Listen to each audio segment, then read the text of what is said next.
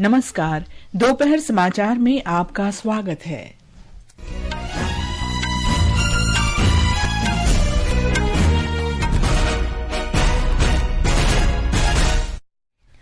राष्ट्रीय अन्वेषण अभिकरण एनआईए वर्ष 2008 के मुंबई आतंकी हमले के मुख्य षड्यंत्रकारी तहव्वुर राणा को आज अमेरिका से भारत लाएगा। दिल्ली सरकार आज आयुष्मान भारत स्वास्थ्य कार्ड वितरित करेगी। सर्वोच्च न्यायालय 16 अप्रैल को वक्फ संशोधन अधिनियम 2025 को चुनौती देने वाली याचिकाओं पर सुनवाई करेगा। भारत का माल और सेवा निर्यात वित्त वर्ष 2024-25 में रिकॉर्ड 820 अरब अमेरिकी डॉलर को पार कर गया। आज देश भर में महावीर जयंती धार्मिक हर्षोल्लास के साथ मनाई जा रही है और चीन में भारत की ध्रुव कपिला और तनिषा क्रेस्टो ने एशिया चैंपियनशिप बैडमिंटन टूर्नामेंट के मिक्स्ड डबल्स के क्वार्टर फाइनल में पहुंचे।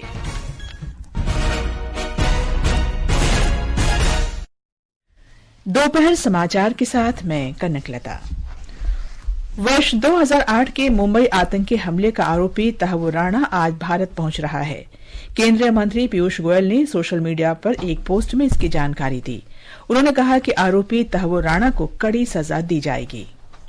ये मोदी जी का दृढ़ संकल्प था कि जिन लोगों ने हमारे देश पर आंख उठाई उनको सख्त से सख्त सजा मिले और आज हर भारतवासी को गर्व है मोदी जी पर। विशेषकर हम सब मुंबई कर कृतज्ञ हैं मोदी जी के कि ऐसे लोग जिन्होंने हमारे देश के ऊपर हिंसक हमला किया था उनको हम भारत के धरती पर भारत के कानून के अंतर्गत सजा दिलाएंगे। आतंकवादियों के खिलाफ हमारी सरकार का बड़ा कड़ा रवैया है और हम किसी को भारत की धरती पर आंच नहीं डालने देंगे। मुंह तोड़ जवाब आतंकवादी घटनाओं पर।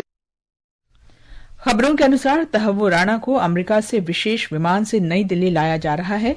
इस बीच राष्ट्रीय अन्वेषण अभिकरण मुख्यालय, पटियाला कोर्ट और राष्ट्रीय राजधानी के कुछ अन्य इलाकों में सुरक्षा बढ़ा दी गई है। राणा को अमेरिका की सर्वोच्च अदालत से प्रत्यर्पण का अंतिम आवेदन खारिज होने के बाद भारत लाया जा रहा है। केंद्रीय गृह मंत्री अमित शाह ने कल कहा कि तहव्वुर राणा की वापसी मोदी सरकार की कूटनीति की बड़ी सफलता है। उन्होंने कहा कि भारत के लोगों के साथ दुर्व्यवहार करने वाले सभी लोगों को वापस लाने की भारत सरकार की जिम्मेदारी है। एक निजी टेलीविजन चैनल पर श्री शाह ने कहा कि तहव्वुर राणा पर भारतीय अदालत में मुकदमा चलाना देश के लिए बड़ी उपलब्धि होगी।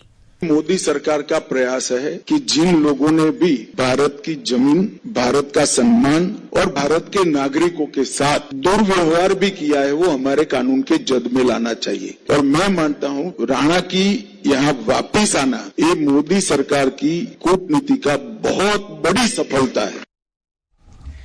गृह राज्य मंत्री नित्यानंद राय ने कहा है कि प्रधानमंत्री नरेंद्र मोदी के सत्ता में आने के बाद से देश में राष्ट्र विरोधी ताकतों पर कड़ी निगरानी रखी गई है। श्री राय ने कहा कि देश से आतंकवाद का लगभग पूरी तरह सफाया हो चुका है। माननीय प्रधानमंत्री आदरणीय नरेंद्र मोदी जी के नेतृत्व में और माननीय गृह मंत्री श्री अमित शाह जी के मार्गदर्शन में इस देश से आतंकवाद लगभग सफाया की ओर है और जो भी देशद्रोही जो इस भारत में अस्थिरता पैदा करना चाहा है इन 14 वर्षों में उन पर कड़ी कार्रवाई हुई है और कोई देशद्रोही अब बचने वाला नहीं। भारतीय जनता पार्टी ने कहा है कि तहव्वुर राणा का प्रत्यर्पण न केवल 138 भारतीय पीड़ितों बल्कि अन्य देशों के पीड़ितों के लिए न्याय सुनिश्चित करने की दिशा में प्रमुख कदम है। नई दिल्ली में आज पार्टी प्रवक्ता शहजाद पूनावाला ने कहा कि देश की सुरक्षा एजेंसियों को इस मामले में बड़ी सफलता मिली है। केंद्र सरकार ने तहव्वुर राणा मामले में अधिवक्ता नरेंद्र मान को विशेष सरकारी अधिवक्ता नियुक्त किया है। गृह मंत्रालय ने कहा कि नरेंद्र मान को 3 वर्ष के लिए राष्ट्रीय अन्वेषण अभिकरण की ओर से मुकदमा चलाने के लिए नियुक्त किया गया है। दिल्ली की एक अदालत को आरोपी तहव्वुर राणा से संबंधित ट्रायल रिकॉर्ड मिल गए हैं। मुंबई की एक अदालत को दस्तावेजों को आगे बढ़ाने के निर्देश के बाद जिला न्यायाधीश विमल कुमार यादव की अदालत में रिकॉर्ड जमा किए गए। यह आदेश राष्ट्रीय जांच एजेंसी द्वारा दायर एक आवेदन के जवाब में जारी किया गया था। इसमें मुंबई से मामले से जुड़ी फाइलों को वापस लाने की मांग की गई थी। आयुष्मान भारत प्रधानमंत्री जन आरोग्य योजना आज नई दिल्ली में शुरू होगी। इस अवसर पर केंद्रीय स्वास्थ्य मंत्री जगत प्रकाश नड्डा और दिल्ली की मुख्यमंत्री रेखा गुप्ता उपस्थित रहेंगी। कार्यक्रम में लाभार्थियों को आयुष्मान कार्ड वितरित किए जाएंगे।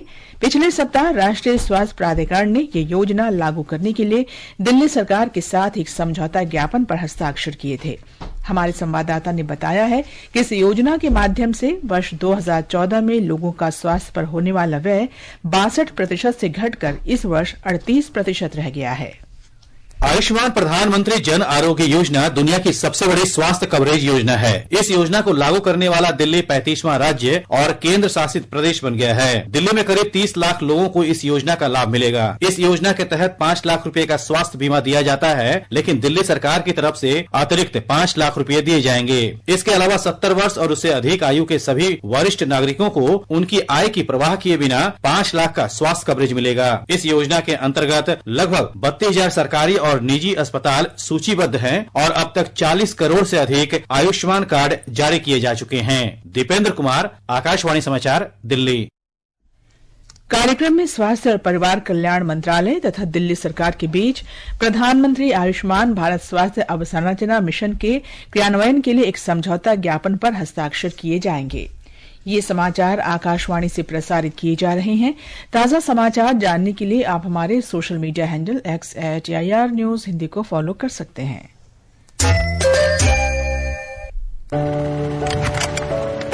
गाड़ी में स्टार्ट नहीं हो रही। बैंक वालों का फोन। हेलो, आपका बैलेंस कम पड़ रहा है मैडम, चेक बाउंस होएगा। गाड़ी में स्टार्ट। ये बैंक वाले भी ना। हेलो मैडम, आपका लोन जो है वो। हाँ पता है, रिजेक्ट हो गया ना फिर से। नहीं मैडम, आपका मुद्रा लोन अप्रूव्ड हो चुका है। बिना गारंटी के। हाँ जी। आपके बैंक ने मुझ पर विश्वास किया, थैंक यू। विश्वास मोदी जी को आप पर है मैडम। जब विश्वास का इंजन लग जाता है तो व्यापार की गाड़ी चल पड़ती है। एक्सेस टू क्रेडिट कैसे बढ़ा, इसका एक उदाहरण मुद्रा योजना है। पिछले 10 साल में 35 लाख करोड़ रुपए से अधिक के 52 करोड़ से भी ज्यादा लोन छोटे उद्यमियों को मिले हैं और उसमें से 70% उद्यमी महिलाएं हैं। प्रधानमंत्री मुद्रा योजना के 10 साल, स्वावलंबन और उद्यमिता के 10 साल। सर्वोच्च न्यायालय वक्फ संशोधन अधिनियम 2025 की संवैधानिक वैधता को चुनौती देने वाली याचिकाओं पर 16 अप्रैल को सुनवाई करेगा। मुख्य न्यायाधीश न्यायमूर्ति संजीव खन्ना और न्यायमूर्ति संजय कुमार तथा न्यायमूर्ति केवी विश्वनाथन की पीठ इस मामले की सुनवाई करेगी। केंद्र सरकार ने कल इस संबंध में सर्वोच्च न्यायालय में कैविएट दाखिल किया। कैविएट आवेदन वादी ये सुनिश्चित करने के लिए दाखिल करता है कि बिना उसका पक्ष सुने उसके खिलाफ कोई प्रतिकूल आदेश पारित न किया जाए। सर्वोच्च न्यायालय में इस अधिनियम की संवैधानिक वैधता को चुनौती देने वाली कई याचिकाएं दाखिल की गई हैं। राष्ट्रपति द्रौपदी मुर्मू आज स्लोवाकिया में राष्ट्रपति विदेश मंत्रालय का दौरा करेंगी और विभिन्न कार्यक्रमों में शामिल होंगी। कल राष्ट्रपति मुर्मू ने स्लोवाकिया के राष्ट्रपति पीटर पेलेग्रिनी के साथ ब्रातिस्लावा में बातचीत की। दोनों देशों के बीच प्रतिनिधिमंडल स्तर की वार्ता भी हुई। दोनों नेताओं ने द्विपक्षीय संबंधों के विभिन्न पहलुओं और साझा वैश्विक तथा क्षेत्रीय हितों के मुद्दों पर चर्चा की। एक रिपोर्ट। आज राष्ट्रपति Jaguar land rover factory Slovakia India business forum का दौरा करेंगी। राष्ट्रपति नित्रा में कॉन्स्टेंटीन द फिलोसोफर यूनिवर्सिटी के दीक्षांत समारोह में भी हिस्सा लेंगी। वहीं कल रात राष्ट्रपति द्रौपदी मुर्मू के सम्मान में ऐतिहासिक ब्रातिस्लावा कैसल में राष्ट्रपति पीटर पेलेग्रिनी द्वारा आयोजित किए गए समारोह में राष्ट्रपति ने आतिथ्य के लिए स्लोवाकिया के लोगों को धन्यवाद दिया। उन्होंने कहा कि योग और आयुर्वेद से लेकर भारतीय व्यंजनों तक स्लोवाकिया में भारतीय संस्कृति के प्रति प्रेम हमारे लोगों के बीच मजबूत संबंधों का प्रमाण है। उन्होंने दोनों देशों के बीच मैत्री के बंधन को मजबूत करने के लिए भारत की प्रतिबद्धता को भी रेखांकित किया। पूजा पी वर्धन, आकाशवाणी समाचार, ब्रातिस्लावा। राष्ट्रपति मुर्मू ने स्लोवाकिया में आज रामायण पर आधारित एक कठपुतली नाटक देखा। उन्होंने एक चित्र प्रदर्शनी का भी अवलोकन किया। वैश्विक बाजारों में आर्थिक अनिश्चितताओं के बावजूद भारत का माल और सेवा निर्यात वित्त वर्ष 2024-25 में रिकॉर्ड 820 अरब अमेरिकी डॉलर को पार कर गया है। एक रिपोर्ट। वाणिज्य मंत्रालय के अनुसार पिछले वित्तीय वर्ष में यह आंकड़ा 778 अरब डॉलर था। उभरते व्यापार परिदृश्य पर चर्चा करने के लिए नई दिल्ली में निर्यात संवर्धन परिषदों और उद्योग निकायों के साथ वाणिज्य और उद्योग मंत्री पीयूष गोयल द्वारा आयोजित बैठक में ये आंकड़े सामने आए। श्री गोयल ने लाल सागर संकट, इजरायल हमास संघर्ष और रूस यूक्रेन संघर्ष सहित कई प्रतिकूल परिस्थितियों में भी निर्यात में सर्वकालिक उच्च उपलब्धि के लिए निर्यातकों की सराहना की। समाचार कक्ष से आनंद पाठक। प्रधानमंत्री नरेंद्र मोदी कल उत्तर प्रदेश और मध्य प्रदेश का दौरा करेंगे। वे वाराणसी में 3,880 करोड़ रुपए से अधिक की लागत वाली विभिन्न विकास परियोजनाओं का शिलान्यास और उद्घाटन करेंगे। श्री मोदी 70 वर्ष से अधिक आयु के वरिष्ठ नागरिकों को पहली बार आयुष्मान वय वंदना कार्ड भी सौंपेंगे। वहीं मध्य प्रदेश में प्रधानमंत्री आनंदपुर धाम में एक सार्वजनिक कार्यक्रम में हिस्सा लेंगे।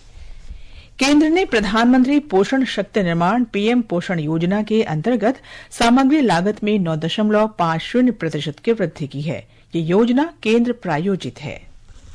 इस योजना के अंतर्गत सरकारी और सहायता प्राप्त स्कूलों में बाल वाटिका तथा पहली से 8वीं तक पढ़ने वाले 11 करोड़ से अधिक विद्यार्थियों को गर्म पका हुआ भोजन परोसा जाता है। केंद्रीय शिक्षा मंत्रालय ने कहा है कि नई दरें 1 मई से सभी राज्यों और केंद्र शासित प्रदेशों में लागू होंगी। इस वृद्धि के कारण केंद्र सरकार पर वर्ष 2025-26 में 954 करोड़ रुपए की अतिरिक्त लागत आएगी। केंद्र सरकार सामग्री लागत के अलावा भारतीय खाद्य निगम के माध्यम से लगभग 26 लाख मीट्रिक टन खाद्यान्न उपलब्ध कराती है। सरकार खाद्यान्न की 100% लागत वहन करती है। इसमें लगभग 9,000 करोड़ रुपए प्रति वर्ष की सब्सिडी और भारतीय खाद्य निगम डिपो से स्कूलों तक खाद्यान्न की 100% परिवहन लागत शामिल है। दीपेंद्र की रिपोर्ट के साथ समाचार कक्ष से राजेश कुमार मीना। ये समाचार हमारी वेबसाइट www.newsonair.gov.in और हमारे न्यूज ऑन एआईआर ऐप पर भी उपलब्ध हैं। क्या बात है, बड़ी खुश नजर आ रही हो। खुश होने वाली बात तो है ही। डॉक्टर ने कहा कि मेरा वजन बढ़ रहा है। अरे वाह, ये तो बहुत ही अच्छी बात है। गर्भावस्था में बच्चा के सही स्वास्थ्य के लिए वजन बढ़ना है जरूरी। खान पान पर ध्यान दें और रखें खुराक पूरी। दूध दही और मेवा लो, हरी सब्जी फल भी खाओ। रोज चलो थोड़ी दूर, डॉक्टर की सुनो जरूर। आंगनबाड़ी पर जांच कराएं, सही जानकारी के साथ चिंता मुक्त हो जाएं। सही पोषण तो देश रोशन। महिला एवं बाल विकास मंत्रालय द्वारा जनहित में जारी।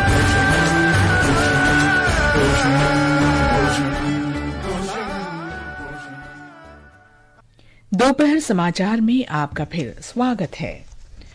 देश भर में आज महावीर जयंती धार्मिक हर्षोल्लास के साथ मनाई जा रही है।